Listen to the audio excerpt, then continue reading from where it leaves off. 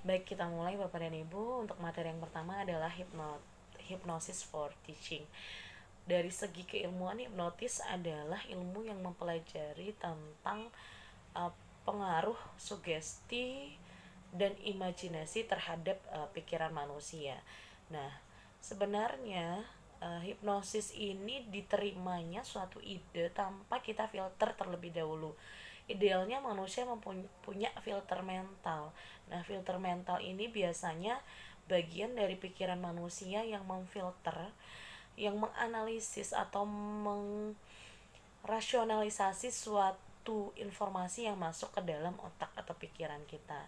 Nah, pada saat kita terhipnotis atau terhipnosis sendiri, posisi kita itu seperti tidur. Nah, padahal kita masih di bawah sugesti. Nah, biasanya hipnosis juga merupakan suatu komunikasi yang dilakukan oleh seseorang untuk mengeksplorasi alam bawah sadar seseorang.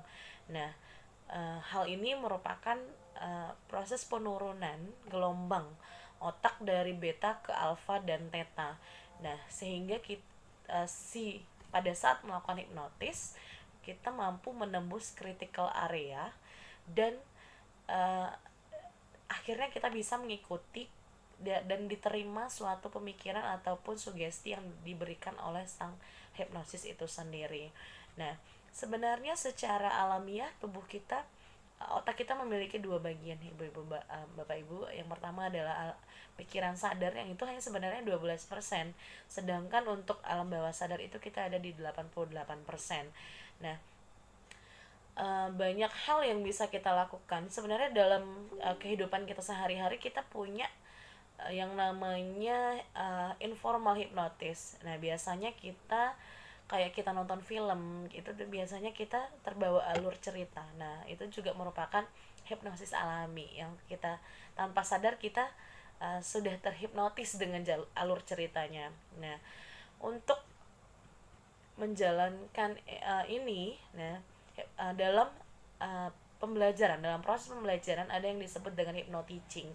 Nah, hypnoteaching ini adalah seni komunikasi dalam proses pembelajaran dengan cara mengeksplor, mengembangkan alam bawah sadar para peserta didik kita sehingga menjadi lebih fokus, rileks dan tersugesti atau sugestif dalam menerima materi yang kita ajarkan.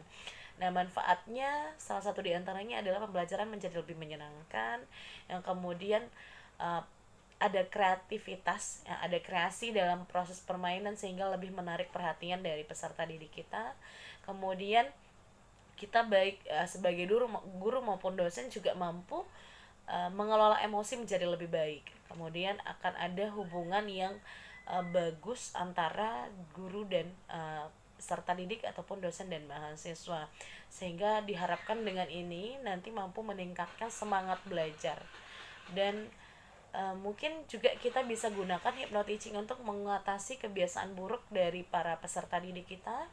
Kemudian hal lain yang bisa kita manfaatkan adalah dengan mengatasi kesulitan belajar bagi mahasiswa yang uh, mungkin mengalami kesulitan belajar dengan pendekatan yang lebih personal. Nah, untuk hypnoteaching ini merupakan salah satu dari improvisasi proses metode pembelajaran yang bisa kita gunakan. Kita berikan sugesti dan sugesti positif terhadap uh, peserta didik kita melalui alam bawah sadarnya. Nah,